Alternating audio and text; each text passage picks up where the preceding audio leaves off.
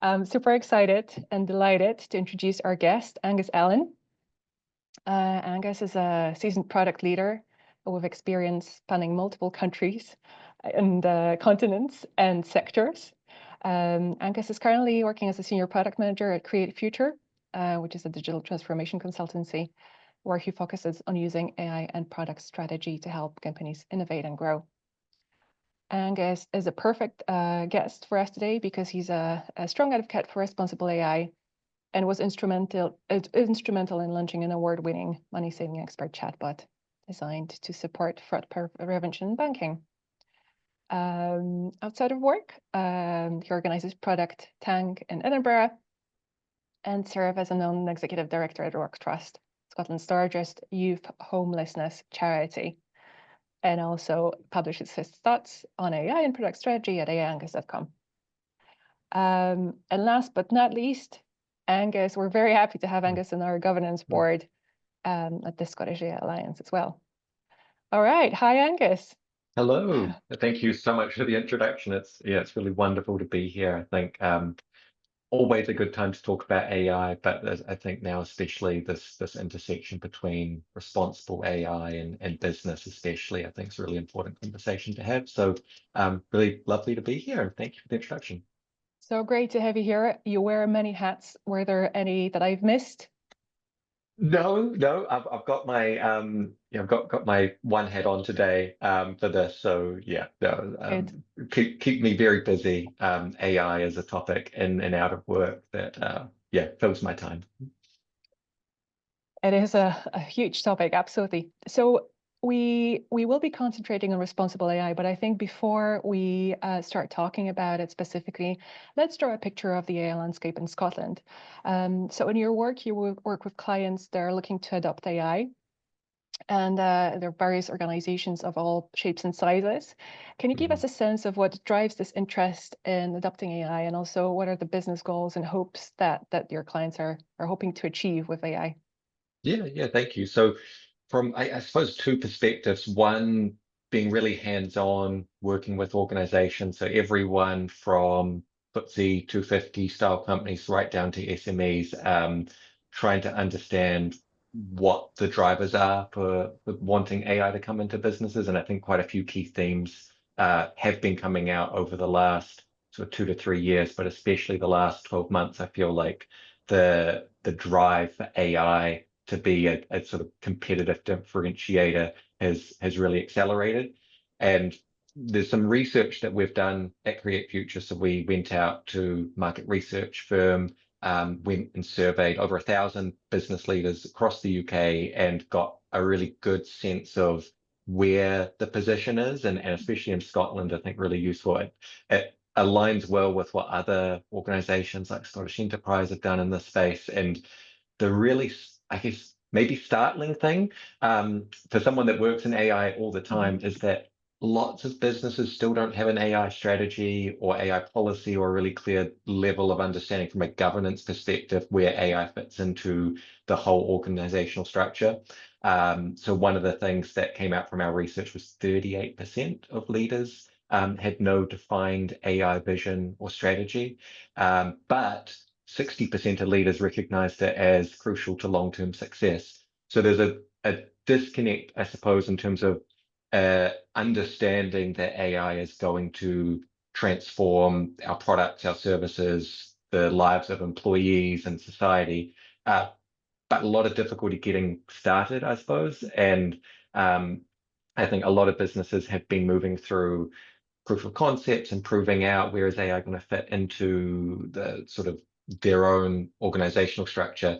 And that's been having lots of success and lots of failure, to be quite frank. So I know there's some stats maybe you wanted to draw on in terms of some of those failures and things that maybe have been permeating public mood, and I'm happy to then talk about that as well. We'll definitely get to the failures, I suppose, because that these are the moments, I suppose, that are reaching the news and that we're fighting out. And unfortunately, these are very often reputational sort of damage to the reputation of those organizations. But before we go to sort of risks and challenges of AI, I just wanted to reflect on the numbers that you've just brought in, because I think that they correspond quite well with what we're hearing from a report that was recently done by IBM, a survey of global CEOs. And the results show that 64 of CEOs acknowledge their risk of falling behind as their predominant motivator of using AI rather than investing in AI, rather than having a clear understanding of the value that AI can bring. It sounds very much like we're still in the FOMO phase. Do you see that it sort of changed over time among your clients, or is there any differentiation between larger organizations and smaller ones in terms of their approach to AI? Definitely. I think it's really interesting that a lot of the studies are aligning, because I think it's telling quite a compelling story about what's happening. And almost the technology adoption life cycle is a really interesting framework to come back to. So it states loosely that you have a percentage of people that are innovators, early adopters, and then as you go through technology adoption life cycle, there's more late adopters and sort of people that the technical term is laggards, people that the technology takes a long time to get through. And I think we're seeing that on an organizational level quite clearly. So some companies that are very agile and ready to adopt and really interested in this have already gone out, seen use cases, tried them, done minimum viable products, experimented, launched something, learned some things, and just kept on with it. And so they're racing ahead. They're part of those innovators that are really understanding sort of the connection between their market that they're trying to serve for their customers, but then how the technology can help them sort of capture that. But there's almost like a gap, it feels like, getting from those innovators and early adopters to the majority, which is this really almost sense of paralysis. The technology is moving so fast. Feels like there's fundamental news coming out every single week. There's new models flying around. There's regulatory uncertainty. Who knows what's happening with sort of different copyright regimes, and all these things are coming together. And a lot of businesses are just thinking, how do we even navigate that level of complexity?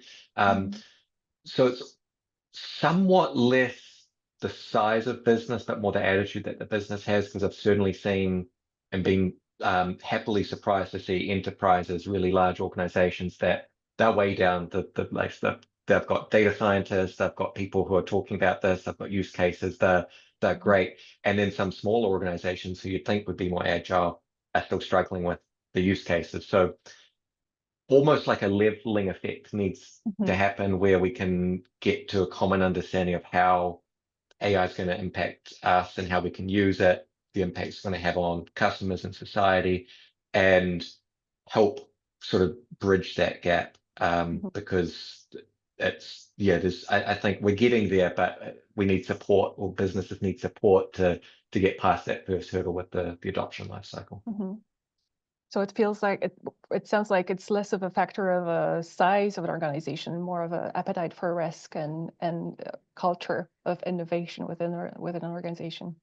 Absolutely. And I think it's interesting because AI, we can believe it's the most modern, innovative thing, and in many ways it is, but it's a progression of technological change that we've been going through for decades, if not, centuries for human existence. So you'd see this 10 years ago with the move to cloud, for example. You have some organizations who are very forward thinking, they can see how it's going to impact their strategy, they make their strategic moves and get on with it. And then others who are still thinking, well, I don't understand this yet, I've got so much going on, we'll get to it when we get to it. And so it's interesting for myself, coming from a product management background, where in many ways that's like the intersection between sort of engineering, design, customer, business, and seeing the same cycles repeat. In some ways can be very humbling, because if anyone's left thinking, I don't know how to adopt AI or use AI, we've got lessons from history that actually you can look back to case studies from 10, 20 years ago and find the relevance and how to make those first steps. That's amazing. You've already mentioned a couple of challenges, I suppose, that organizations are facing in terms of adopting AI. the pace of change, the uncertainty regarding regulatory environment. Mm-hmm. And we also know that the lack of skills and sort of upskilling resources is also a challenge. Mm-hmm. But one of the challenges that I wanted to focus on is the uncertainty around the ROI, the return on investment of AI products. There seems to be a huge disconnect between the promises of AI and the hype that we're hearing in the media versus the reality of it. And circling back to the report of done by IBM that I've just mentioned, it was pretty shocking to see that based on the feedback from the CEOs, only 1/4 of AI initiatives have delivered the actual ROI, and only 16% of them have been scaled enterprise-wise. Yeah. So I suppose my question is, from a product manager perspective, what can companies do to approach AI in a mindful way to actually increase their chances of success? Yeah, I think it's really crucial question and something to unpack, because there's a lot of almost hype and anti-hype around what AI is and isn't, and getting to navigate that is quite difficult. And one of the pieces of research that I like to pull back to a lot is something that Boston Consulting Group and Harvard Business School did, I think circa 2 years ago. So in the AI world, it's old news, but they were able to show really quite phenomenal stats around how AI helps worker productivity, things like 55% uplift in task speed, increase in quality. We were able to replicate some of those studies internally and those results. And so it leads, I think, business leaders and product teams to think you've got AI, this tool or this product in a box that has, say, a 50% increase in speed of doing things. And if you just take that and plug it into your organization, you're suddenly going to get 50% uplift in speed. And then the wheels fall off when you realize that it's not as easy as just taking the technology and the promises and just sort of copy pasting it and applying it and expecting to get the ROI. So from a product manager's perspective, a lot of what I do usually goes back to first principles. So like, what is the problem that we're trying to solve for a customer, for a stakeholder, and start to work out like the jobs to be done and build out a map of where the value is. And then you can see, actually, maybe it's not, say, 50%, just calling out numbers for illustrative purposes, but maybe it's not a 50% uplift in productivity across the board, but maybe you can find there's a process within the organization that's really ripe for improvement with AI. Maybe it's could be doing it faster, but it could be increasing quality. It could be improving compliance rates.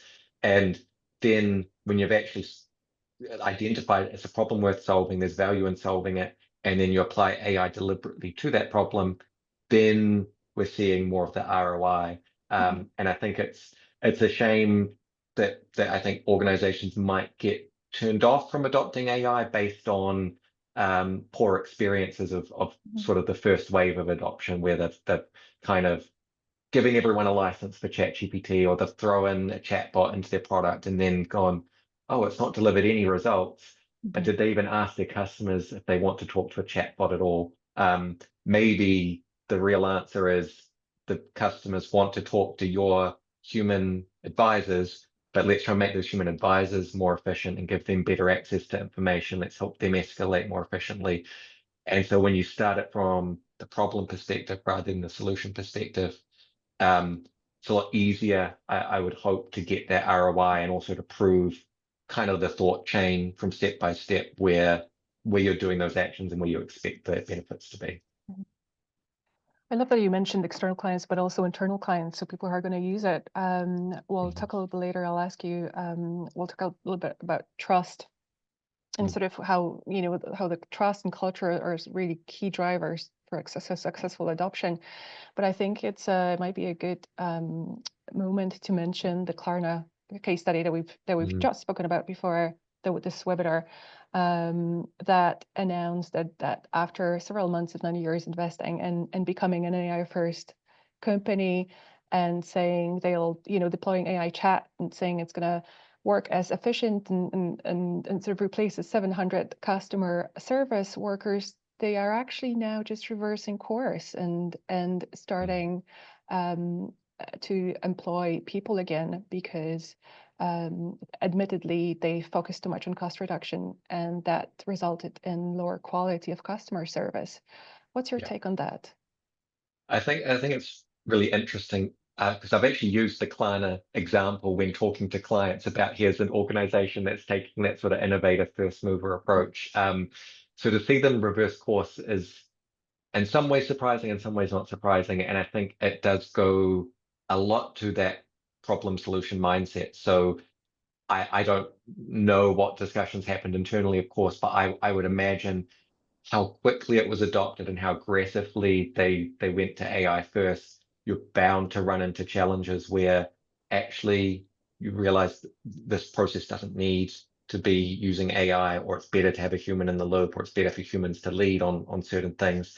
Um, so I think probably two things. One, I hope it doesn't discourage organizations from looking at AI, and I don't think the message to take away from that is, oh, investment in AI is going to lead to reversing course and it's sunk cost and it's a waste of time.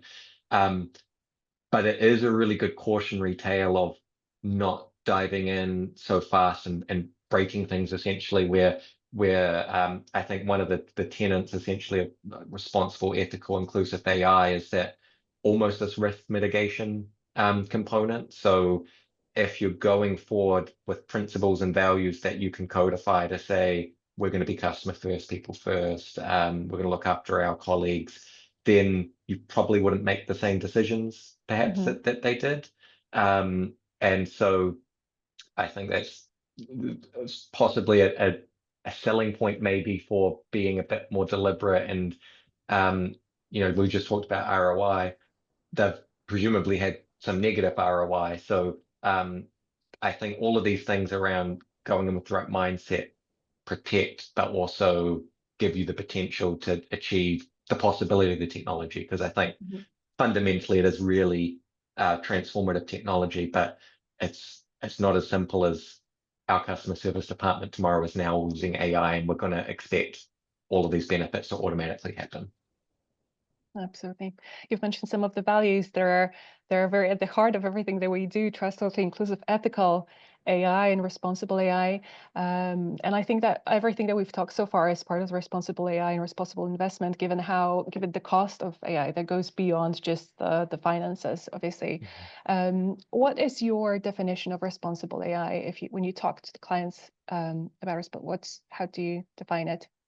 Yeah, I think it's really about consideration to people that you're serving, and that's in the widest possible definition. So that's the people, the end users, but your colleagues, society at large, and doing things with, I'd say, like morally is a maybe not the right word, but the ethical framework. And there's lots of really good frameworks to pick from that I think broadly say the same thing. So if people are interested, Google has responsible AI principles, that Microsoft has some responsible AI principles, and they talk about fairness and equity and how systems should be used and operated with people in mind.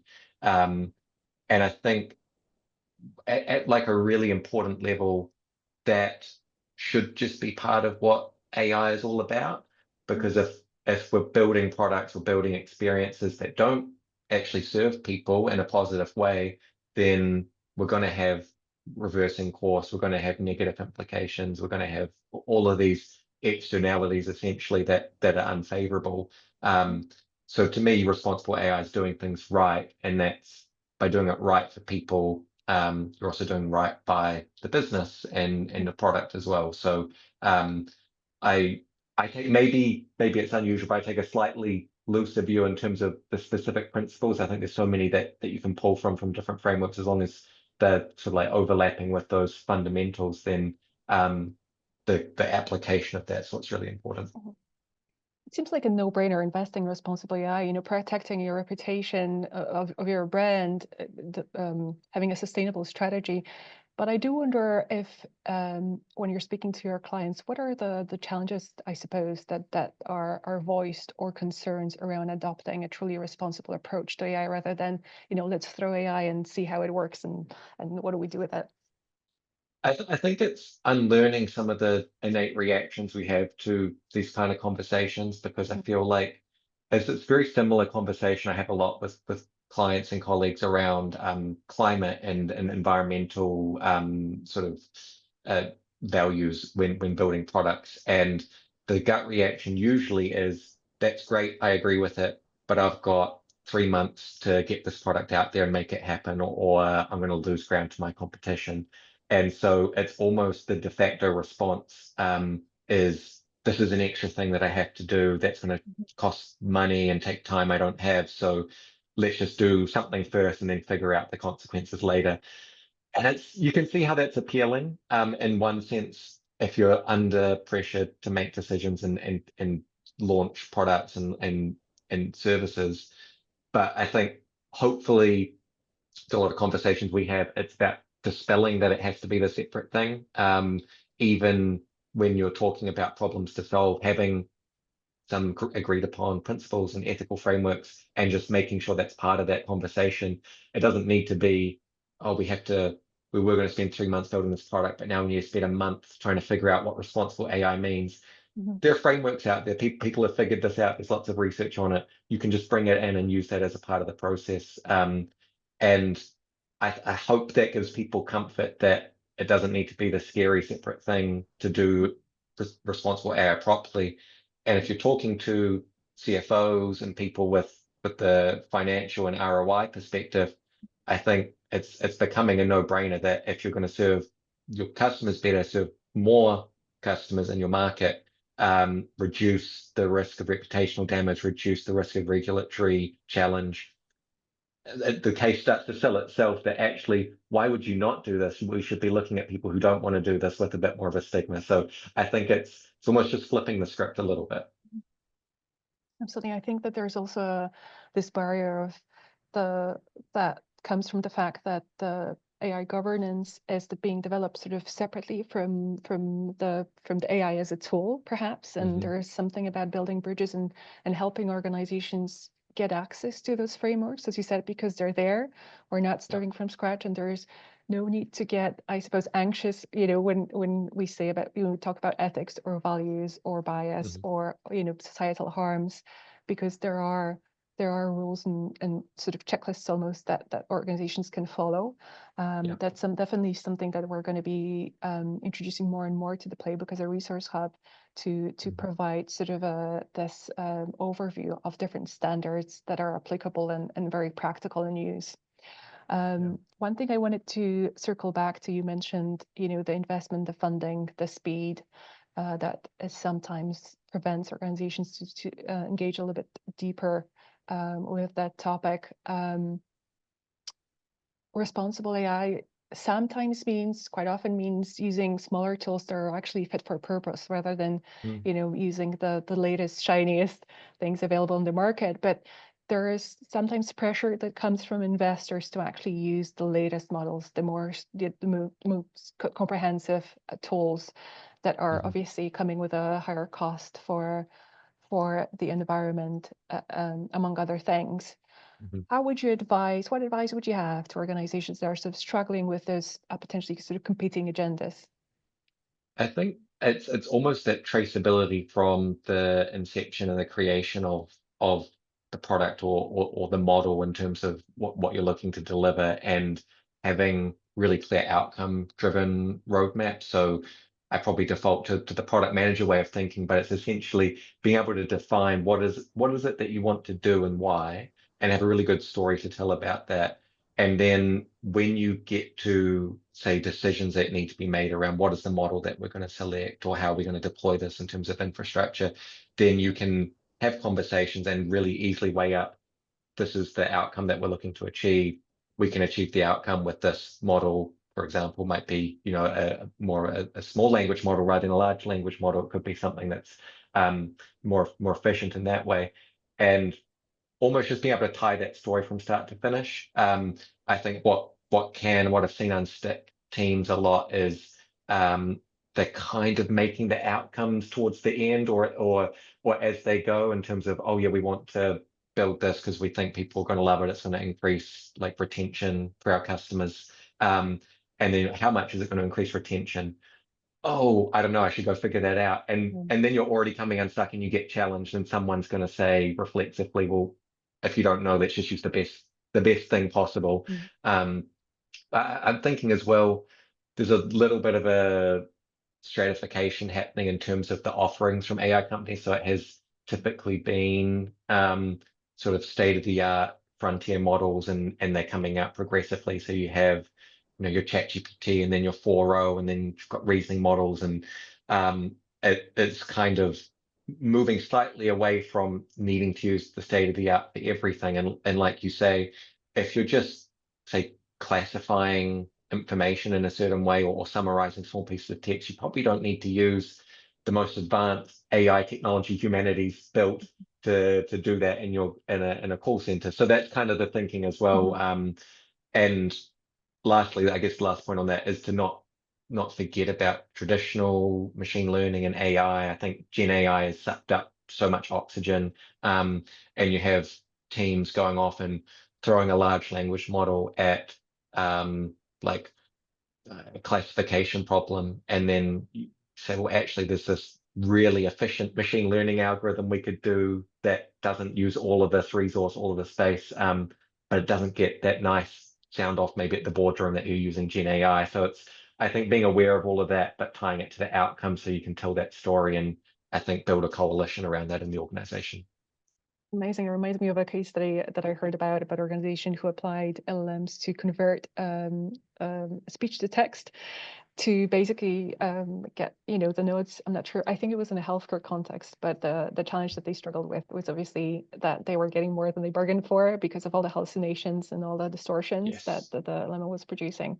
And again, they could have just done it so much simpler using the more conventional tools.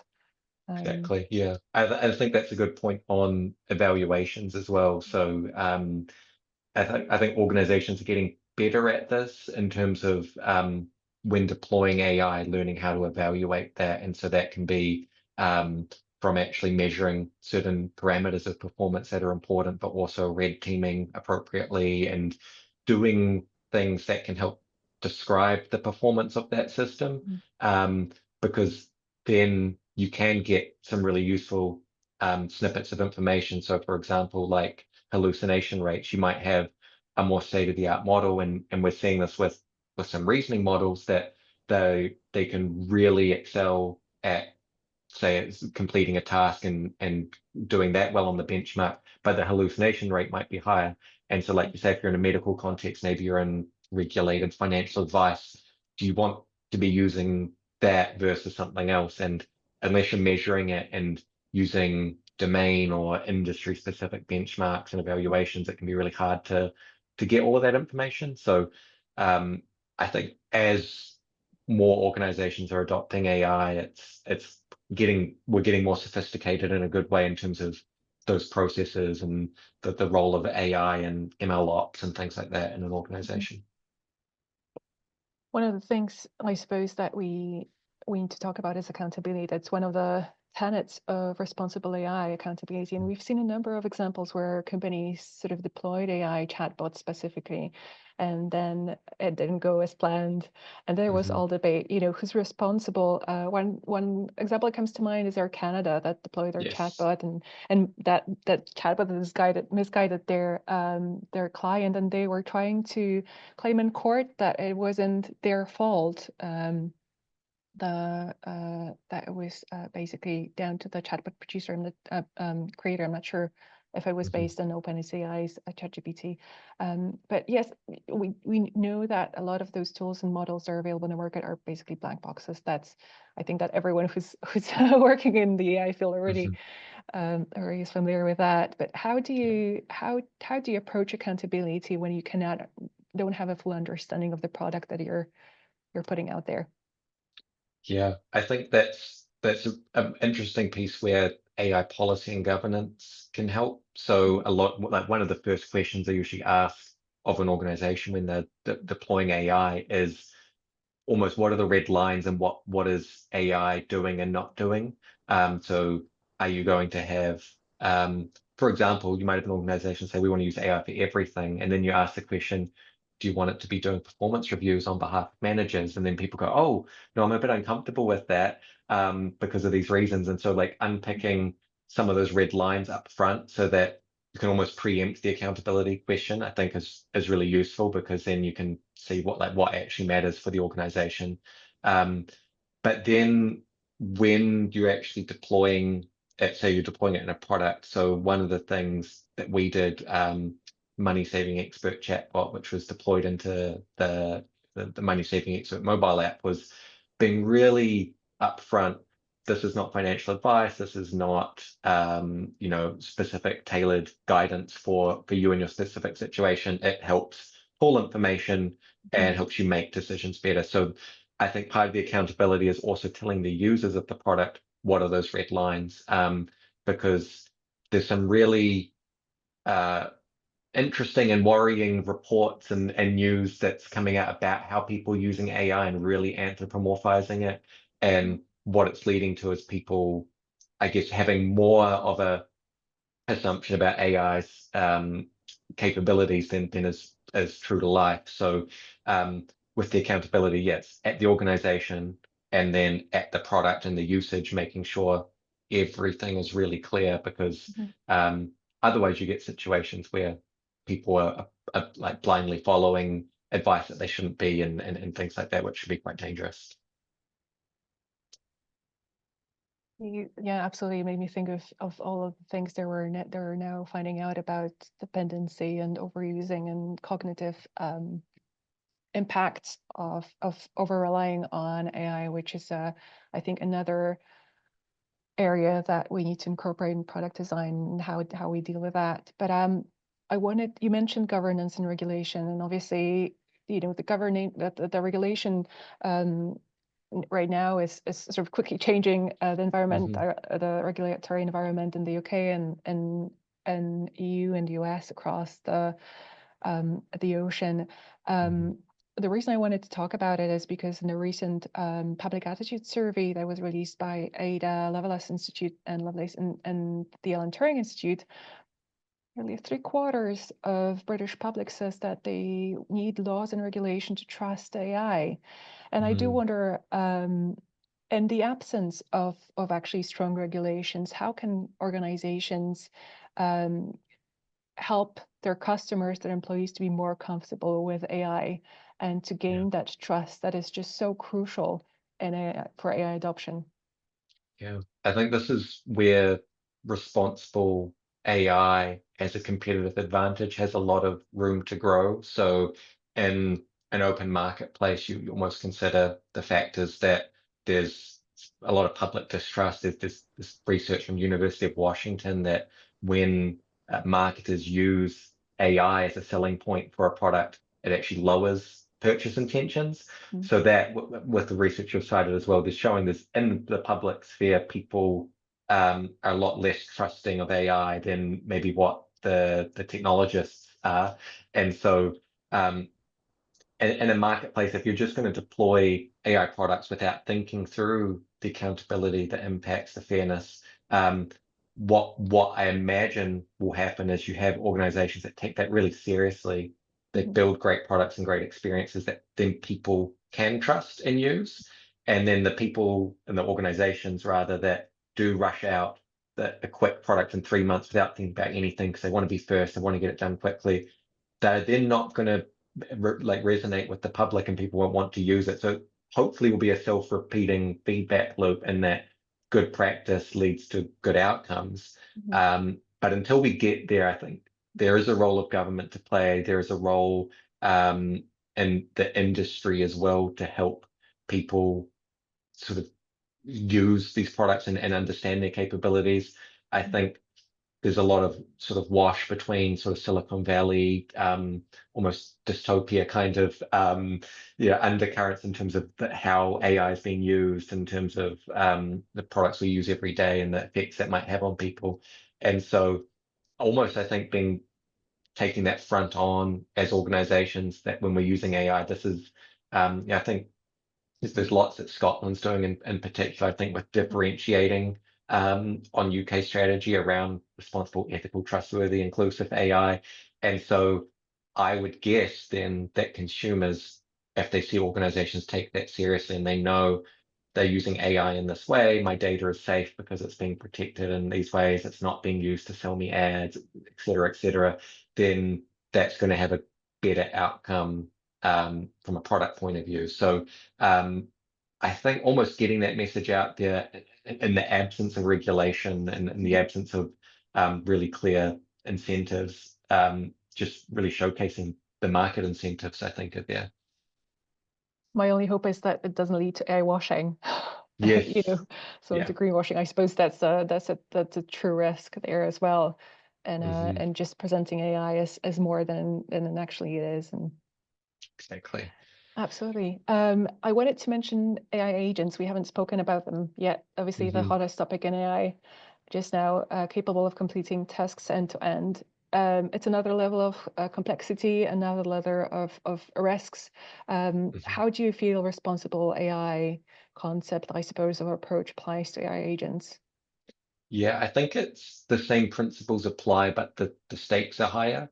Mhm. And especially in processes where traditionally when we've used AI, and I'm more so talking about generative AI here, but there's still a human in the loop in a lot of cases. So we haven't really had a full end-to-end experience where no one's involved, no one's checking anything, and the whole process is happening independent of human oversight. And I think agents, not saying they don't have oversight, but there's inherently less oversight because they're taking autonomous actions, and the generative space is such that it's non-deterministic. So you can give agents tasks and they'll think through an approach to take that. So embedding responsibility from the start, I think, is important so that those agents, almost like if you think of people as agents of an organization, we kind of, so many companies spend a lot of time and money and effort on here's our company values and here's what we believe. The same should be true for AI agents. And then the product mindset is the same. So what is it that we're asking this agent to do, and what are the implications of that, both for people and customers? Because there's a lot, I think there's sort of like the immediate near-term risks that are a lot clearer, but then there's kind of like the long-term uncertainties. What is this going to do for the workforce if you're working in a role and an agent is able to automate a portion of that? Could be a task, or it could suddenly be 50% of someone's job. How does that make people feel? And then what is that going to do for how we as organizations train people and have sort of like talent moving through the economy? So I think agents, it's really exciting. Like I don't want people to come away thinking that they're inherently bad, but I think it's almost everything we've been talking about on another level of importance with how you think that through. And I think that's discussion we need to be having a lot more of. Yeah, I totally agree. And I think it's very important point, and you mentioned the impact of interacting with AI agents or even AI as as part of your job. A couple of months ago, the Institute for the Future of Work released a report that actually talked about it and talked how the quality of work and the so-called good work, how it's affected, impacted by limiting your interactions to AI. I suppose if you go through your day and most of your interactions are not with your colleagues because in the past you would just go and ask people for advice or directions. Now you just had you move towards AI and how this is impacting the quality of work and your personal sense of fulfillment and connection. I think that Yeah. there are so many impacts that we are just starting to realize and learn about that will need to shape this path going forward. Yeah, absolutely. I think on a personal level, I'm using AI every day, and um, it's interesting sort of to think about the reliance potentially we have on it. And I think it's really incredible for helping in so many ways, but it's kind of these long-term unknown effects that that we're seeing snippets of and hints of, good and bad things that we just probably won't know for a few years in terms of how it's going to play out. But I think for organizations, it's almost having those principles up front, not to be a sort of broken record on this, but I think you can insulate a little bit of that discussion, hopefully. I think lots of departments who are looking at using agents and AI to automate away processes and things. When you take that kind of wider marketplace view, what that's going to do for talent and people, and how people can, like the mobility of talent as well. I think organizations can make a differentiation of themselves by saying we've thought it through, and this is how we're going to help people, and this is actually what we're still doing to care about our communities and things. So I'm hoping we can get the message out there of the importance of these values, and that they're actually good for the bottom line as well as people.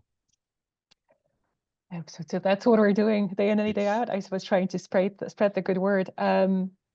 We talked about governance and guardrails, and sort of some incredibly valuable advice you've given to the leaders, I suppose, of the organizations. But I do wonder if you have any advice to more junior members of staff that are entering organizations and are sort of bringing their own values and their own worldview around responsible AI and the importance of this. They're on board with the whole idea of how important it is and how beneficial it can be to the business. What levers they can pull, what levers they can pull in their organizations, I suppose, to help move this conversation further.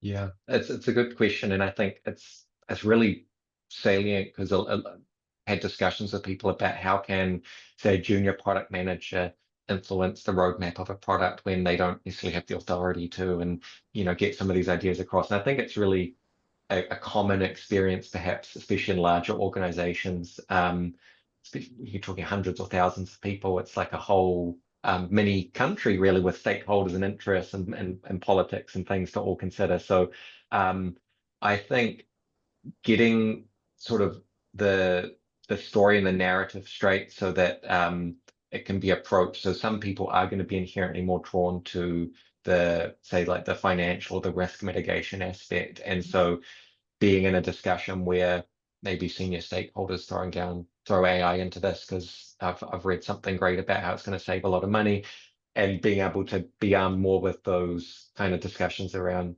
ROI and sort of start to drop that into the conversation versus maybe an organization that already has a really caring attitude to this can go more. One thing that I've seen work quite well is with delivery teams for software and digital products, actually at the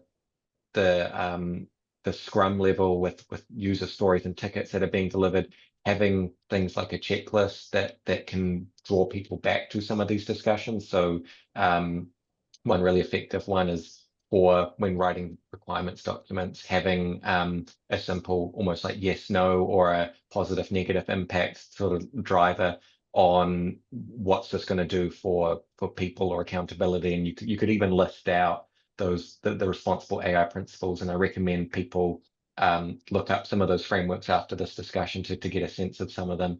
And hopefully, even people in a junior position can have enough of an impact to start normalizing it. So rather than it being, again, the way I've treated it as a consultant almost is, we're not pulling everyone aside and saying, stop doing everything, let's talk about responsible AI. It's like, yeah, we're doing this because it's the right thing to do and it's going to lead to a better outcome. And then internally trying to flip that script a little bit, finding allies, people that you can sort of like champion the cause with, and ideally getting it up to as much as possible to the awareness of senior executives and even board as well to have these discussions, because I think it is sort of both bottom up and top down that kind of need to come together in the whole for it to work really well.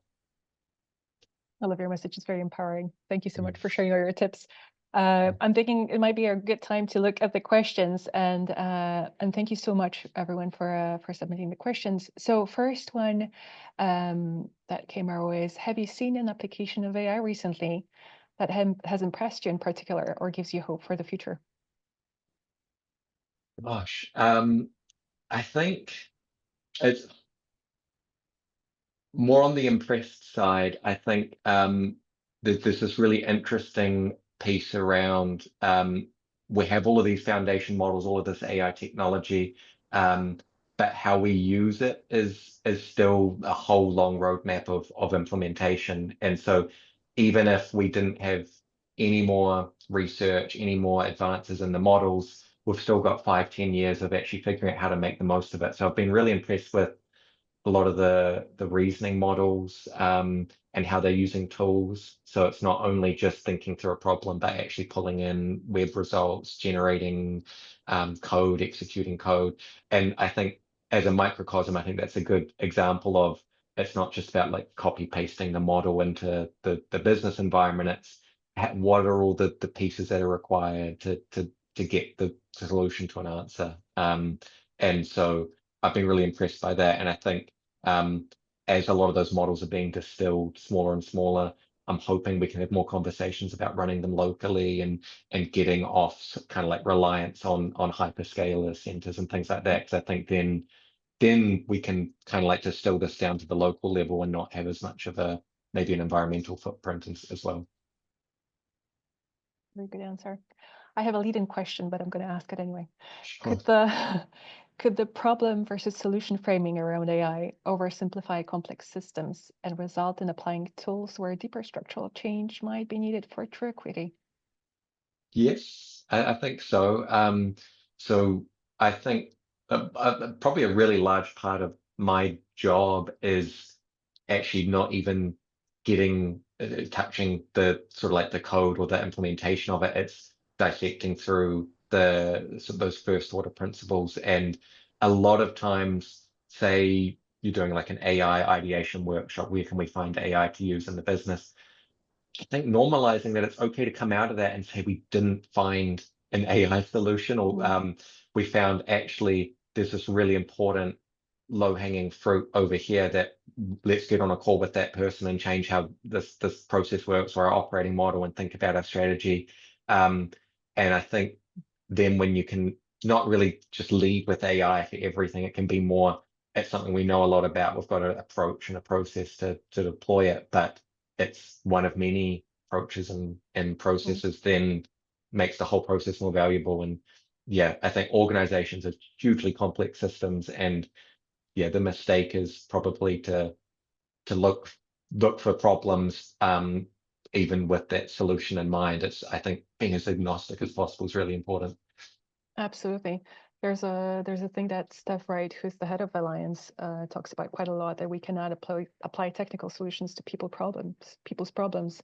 And I think Yeah. very often we hear it sort of in the media and organizations and from all different sides of being very excited about AI or any other technology as you know the sort of the silver bullet, without really understanding that there is a global systemic challenge that is driving the problem, and technology is just going to be, you know, putting a very, very expensive band-aid on a gun wound almost. Yes. Yeah. I like that. Very relevant.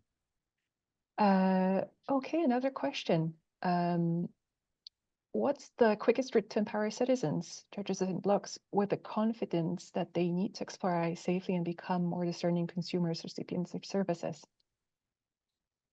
Love that question. It's a big topic. I think part of maybe dispelling some of the anxiety around it is through experimentation, and being sort of aware of capabilities, what it is and isn't capable of.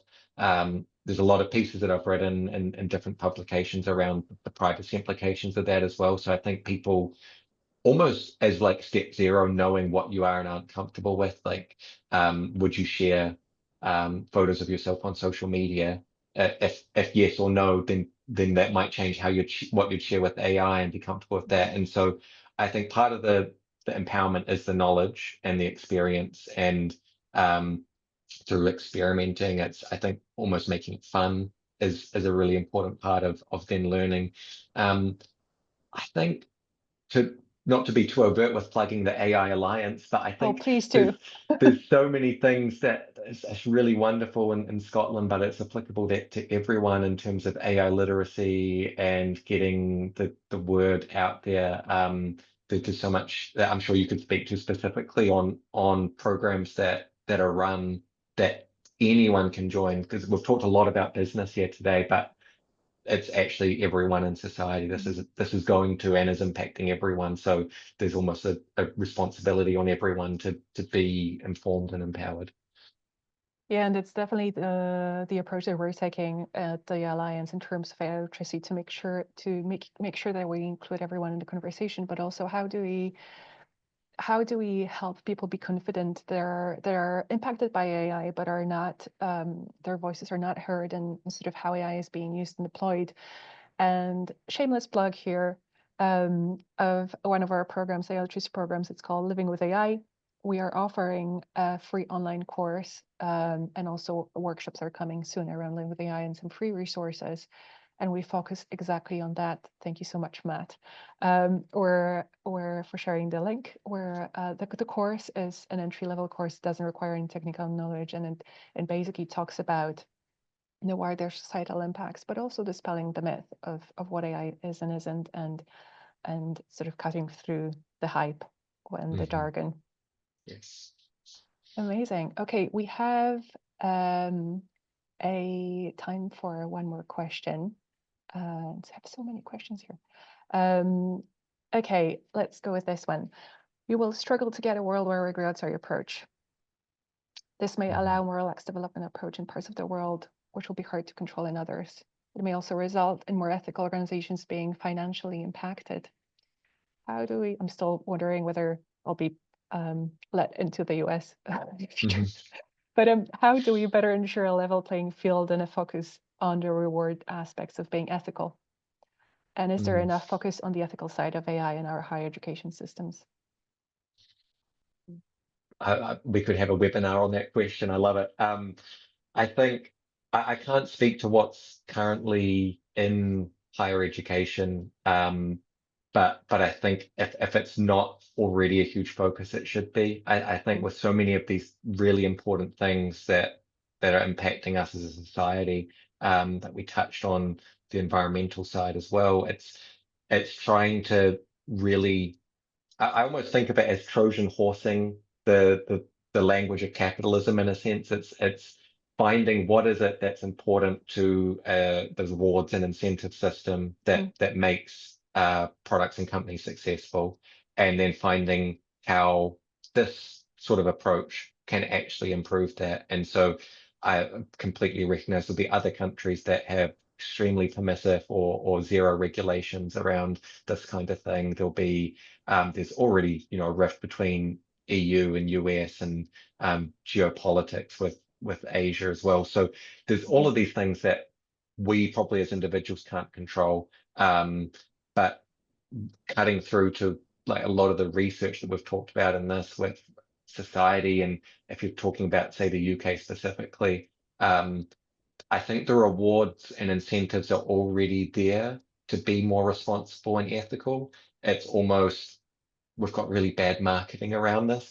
There's not as much sort of case studies, and it's really hard to find the stats that show financial incentive and other rewards. And so it leads to this kind of notion potentially that it's you'll sort of miss out if you take this approach. So I think it's using what we already have. I think in sort of the UK than in Europe, the regulation is going to guide a lot of that. But anyone anywhere in the world is going to benefit from products that actually respond to their human needs, and actually companies that care about their customers.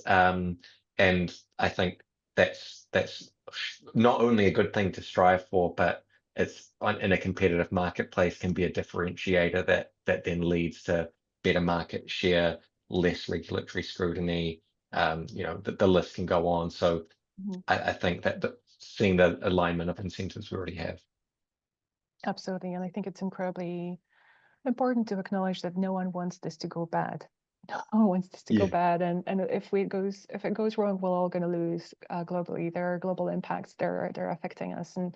And I think there's a power in acknowledging that we're all sort of have similar very basic needs of being safe and being able to care for our families and being able to put food on the table, and we have more things in common than not.